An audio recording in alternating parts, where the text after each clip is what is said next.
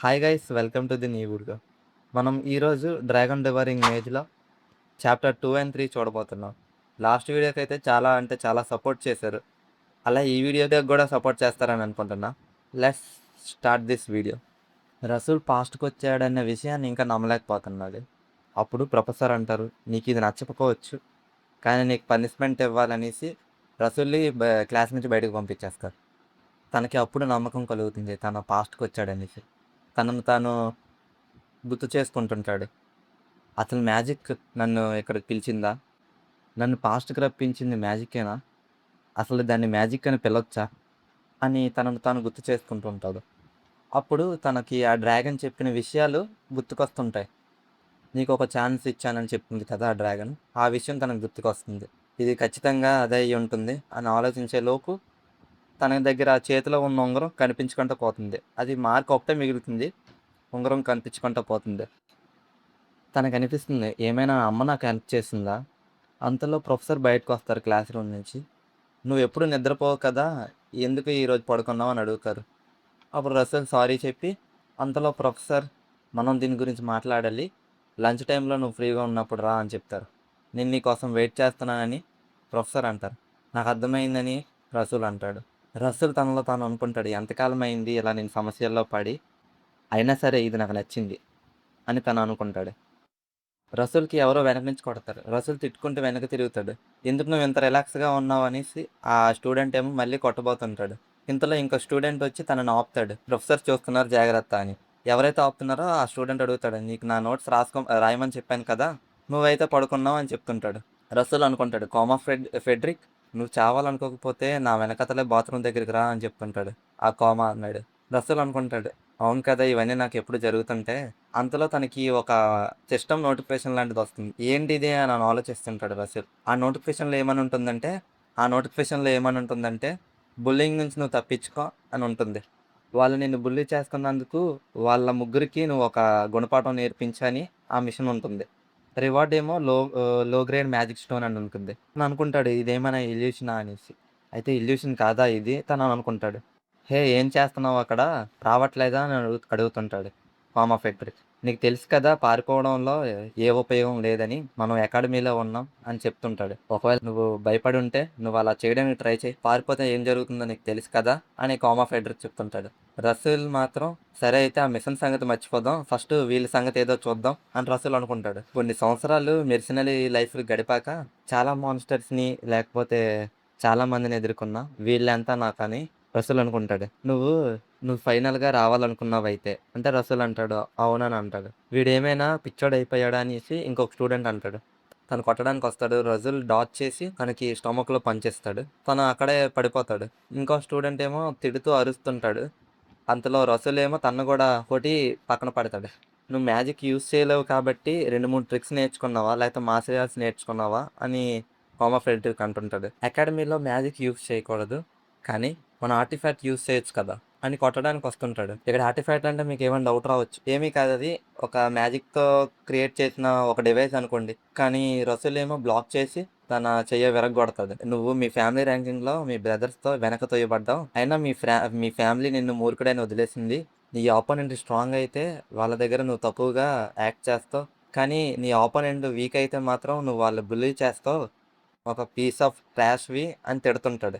దాంతో పాటు తన వాయిస్ కానీ తన ఐస్ ట్రాన్స్‌ఫర్మేషన్ గాని డ్రాగన్‌లా తయారవుతాయి.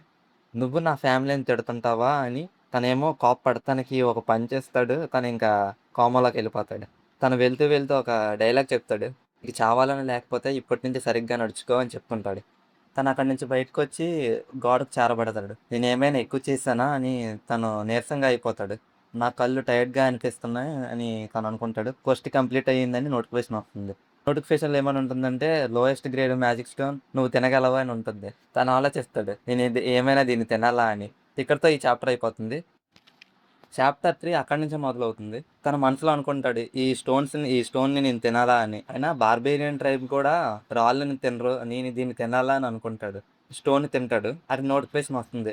నువ్వు లో గ్రేడ్ మానా స్టోన్‌ని తిన్నావని. తను అనుకుంటాడు, ఇది నాకు రిగ్రెషన్‌తో వచ్చిన అవకాశమేమో తన మనసులో అనుకుంటాడు. కానీ బాడీ నుంచి హీట్ వేవ్ అనేది జనరేట్ అవుతుంది. ఏం ఏం జరుగుతుందని తను అనుకుంటాడు. నువ్వు మానా స్టోన్‌తో పాటు మానా కూడా ఒబ్టైన్ అయ్యావనేసి సిస్టమ్ నోటిఫికేషన్ చెప్తుంది. తనేమో ఆ పెయిన్ భరించలేకపోతుంటాడు. తన బాడీలో ఎక్కడ ఫ్లో అవ్వాలని తను మానాన్ని ఫ్లో చేస్తుంటాడు. నోటిఫికేషన్ వస్తుంది. మానా సర్కిల్ అనేది ఇంక్రీజ్ అయ్యిందని నోటిఫికేషన్ వస్తుంది. లక్కీలీ ఇది స్టేబిలైజ్ అయ్యిందని అనుకుంటాడు. ఈ రకంగా ఖచ్చితంగా మానవ నేరయింగ్ వేయిని తప్పించుకోగలను అని తను అనుకుంటాడు. ఆ కూలిపోయిన కుటుంబం, అకాడమీ నుంచి ఎక్స్‌పెల్ అయిపోవడం, థర్డ్ రేట్ మెస్సనీగా ఉండిపోవడం, నా తలరాతని నేను మళ్ళీ మార్చగలను అని తను అనుకుంటాడు. అలా తను ప్రొఫెసర్ హెర్బర్ట్ రూమ్‌కి వెళ్తుంటాడు. ప్రొఫెసర్ హెర్బర్ట్ రమ్మన్నారు కదా లంచ్ టైమ్‌లో. తనేమో అతని దగ్గరికి వెళ్తుంటాడు. రసల్‌ని ప్రొఫెసర్ హెర్బర్ట్ రమ్మన్నారు కదా లంచ్ టైమ్‌లో. రసల్ ప్రొఫెసర్ హెర్బర్ట్ ఆఫీస్ దగ్గరికి వెళ్లి పర్మిషన్ అడుగుతాడు లోపలికి రావచ్చా అని. ప్రొఫెసర్ రమ్మంటారు. తనకి టీ ఇచ్చి కూర్చోమంటారు. రసల్ ఫేస్‌ని చూస్తూ రసల్ అని పిలుస్తూ, "నువ్వు రీసెంట్‌గా చాలా డిఫరెంట్‌గా బిహేవ్ చేస్తున్నావు. నువ్వు రీసెంట్‌గా చాలా డిఫరెంట్‌గా బిహేవ్ చేస్తున్నావు. నిజంగా ఏమైనా నిన్ను బుల్లీ చేస్తున్నారా ఎవరైనా రీసెంట్ టైమ్స్‌లో?" అని ప్రొఫెసర్ అడుగుతుంటారు. రసూల్ స్మైల్ చేస్తూ ఇలా అంటాడు. పాస్ట్ లైఫ్ గుర్తు చేసుకుంటూ ఎలాంటి సిట్యుయేషన్‌లోనైనా ప్రొఫెసర్ హెర్బర్ట్ నన్ను వదిలేయలేదు. అతను చివరి వరకు నన్ను కాపాడడానికే ప్రయత్నించారు అని తను అనుకుంటాడు. నేను ఇది చాలా సార్లు చెప్పాలనుకున్నాను. డోంట్ వర్రీ ప్రొఫెసర్ అని చెప్తూ, నేను బాగానే ఉన్నాను. నా గురించి కేర్ తీసుకున్నందుకు మీకు చాలా థాంక్ యూ అని చెప్తుంటాడు. ప్రొఫెసర్ కొద్దిగా ఎంబారసింగ్‌గా ఫీల్ అవుతూ, అయినా నేను ప్రొఫెసర్‌ని కదా! నా డ్యూటీ నా స్టూడెంట్‌ని బాగా చూసుకోవడం. ఇది కూడా చేయకపోతే ఎలా? అని ప్రొఫెసర్ అంటుంటాడు. సరే అసలైన టాపిక్‌కొద్దాం. నీ పనిష్మెంట్ సంగతేంటంటే, నీ పనిష్మెంట్ మాత్రం క్యాన్సిల్ అవ్వదు. అది కొద్దిగా కష్టంగానే ఉంటుంది అని ప్రొఫెసర్ చెప్తుంటారు. పేజ్ 62 నుండి 74 వరకు ఎలిమెంట్ స్టడీ మీద కంప్లీట్‌గా రిపోర్ట్ రాయాలి. సెకండ్ ఇయర్ స్టూడెంట్స్ కూడా స్ట్రగుల్ అయ్యే అసైన్‌మెంట్ ఇది అని ప్రొఫెసర్ చెప్తారు. ప్రొఫెసర్ ఇలా చెప్పగానే సిస్టమ్ విండో పాపప్ అవుతూ నోటిఫికేషన్ వస్తుంది. ఏమని ఉంటుందంటే, ప్రొఫెసర్ హెర్బర్ట్ ఇచ్చిన అసైన్‌మెంట్ కంప్లీట్ చేయండి. రివార్డ్ ఏమో లో గ్రేడ్ మానవ్ స్టోన్ ఒకటిస్తుంది అని రివార్డ్ కూడా చెప్తుంది. రసూల్ అనుకుంటాడు, అసైన్‌మెంట్ కంప్లీట్ చేసినా రివార్డా? ప్రొఫెసర్ నవ్వుతూ ఇలా అంటారు, ఏం జరిగింది? అసైన్‌మెంట్ చూసి భయపడ్డావా? అని ప్రొఫెసర్ అంటారు. రసూల్ ఏమో నో సార్, నేను కంప్లీట్ చేస్తానని చెప్తుంటాడు. థ్యాంక్ యూ అని చెప్పి అక్కడి నుంచి వెళ్ళిపోతాడు. సీన్ షిఫ్ట్ చేస్తే ఇది రసూల్ రూమ్. తనేమో బుక్ ఓపెన్ చేసి రిపోర్ట్ ప్రిపేర్ చేస్తుంటాడు. ఈ అసైన్‌మెంట్ ఏమో అంత కష్టంగా లేదు. తను ఇలా అనుకుంటాడు, థియరీ అంటే నాకు ఎప్పుడూ ఇష్టమే. సో, అంతగా ఇబ్బంది ఏమీ ఉండదు. నా పాస్ట్ లైఫ్‌లో నేను మ్యాజిక్‌లో వీక్‌గా ఉన్నాను కాబట్టి నన్నందరూ గుర్తించాలని, నన్నందరూ మెచ్చుకోవాలని నేను కష్టపడి చదివేవాడిని. మెర్సనరీగా పనిచేస్తున్నప్పుడు కూడా టైం దొరికిన ప్రతిసారి నేను బుక్స్ చదివేవాడిని. కానీ ఇప్పుడు బుక్స్ కన్నా నాకు ఇంకో ముఖ్యమైన విషయం ఉంది. అదే నా మానవీయ నరేయి. అదే నా మానవేయన్స్‌ని డెవలప్ చేయడం. అదే నా మానవేయన్స్‌ని ఎవాల్వ్ చేయడం. రసూల్ చైర్ నుంచి లేసి విండో బయటకు చూస్తాడు. ఈ లైఫ్‌లో మాత్రం చదవడం కన్నా ఇంకొకటి ఇంపార్టెంట్. అదే నా ట్రైనింగ్. అదే నా మానవేయన్ ట్రైనింగ్. ఇక్కడ నుంచి సీన్ షిఫ్ట్ అవుతుంది. రసూల్ ఏమో మానా అనేది ఎలా పనిచేస్తుంది, మన బాడీలో ఎలా సర్క్యులేట్ అవుతుందని ఎక్స్‌ప్లెయిన్ చేస్తుంటాడు. బ్రీతింగ్ ద్వారా కానీ సర్క్యులేట్ అయ్యి మన గుండె వరకు ఎలా చేరుతుందనేది తను ఎక్స్‌ప్లెయిన్ చేస్తుంటాడు. పరిగెడుతూ ఇంకో మాన్స్టర్ అనేది అటాక్ చేస్తుంది. తన దగ్గర నుంచి తప్పించుకుంటూ అటాక్ చేస్తాడు. మానా వెయిన్స్ అనేది ఎంత స్ట్రాంగ్ గా ఉంటే అంత ఫాస్ట్ గా మనం మ్యాజిక్ అనేది రిలీజ్ చేయొచ్చు అని తను చెప్తుంటాడు. అంతలో ఆ మాన్స్టర్ ఏమో అటాక్ చేస్తుంది. నా మానా వెయిన్స్ మాత్రం చిన్నవిగా వీక్ గా ఉన్నాయి అని తను బాధపడుతుంటాడు. ఇంతలో ఫ్లోర్ పగిలి తను వెనక్కి పడిపోతాడు. తను అనుకుంటాడు, ఇదేమైనా దురదృష్టమా?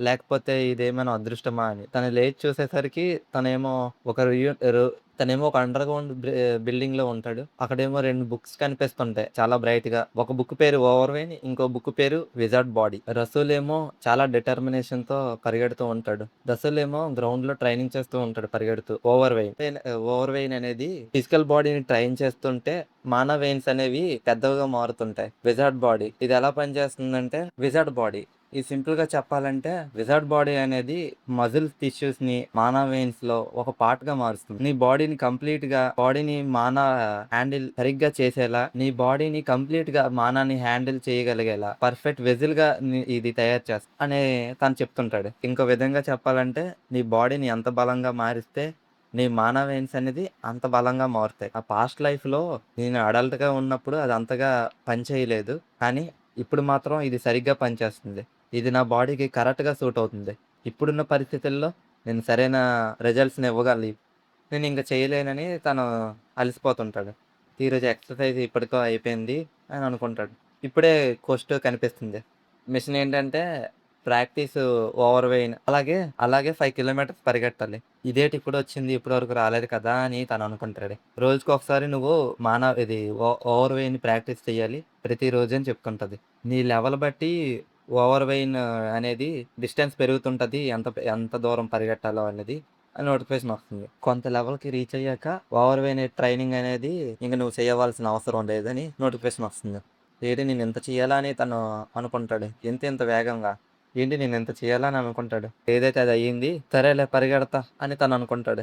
నాకు వచ్చిన అవకాశాన్ని నేను వదులుకోనని తను డిటర్మినేషన్‌గా ట్రైనింగ్ చేస్తుంటాడు. తను అలిసిపోతుంటాడు.